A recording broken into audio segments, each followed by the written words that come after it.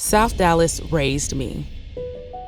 E.B. Comstock and Skyline High School educated me, and these streets made me. But it hasn't been easy for my community. From healthcare outcomes to educational attainment to affordable housing, so many areas in Dallas rank dead last. Corporations and politicians may be okay with this status quo, but South Dallas deserves better. I'm Jessica Mason, candidate for Congress in Texas 30, and we can stop being last in so many things by trying a few firsts. I was the first person in my family to graduate college, the first person to get a master's degree, and I'll be the first Black woman veteran to ever serve in Congress. And I will always put the needs of the Black, brown, and immigrant communities of this district first, because this has always been home.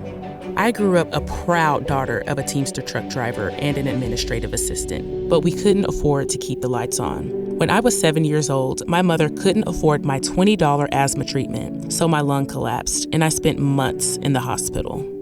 After high school, I enrolled in college in hopes of lifting my family out of poverty, but I ended up having to drop out because I couldn't afford to stay in.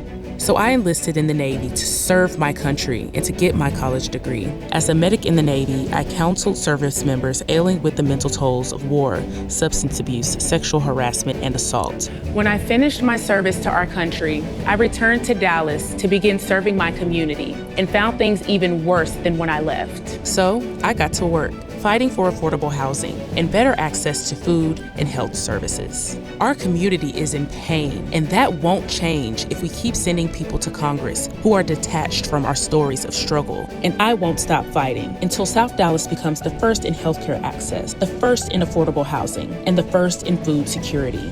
Because the community that gave me so many of my firsts deserves some of its own. I'm not just another politician or political operative. I'm a daughter of Dallas, who has lived through the challenges our community faces and is running to bring real change, to bring a new deal to the community I grew up in and the people I love. South Dallas raised me. Washington will never change me.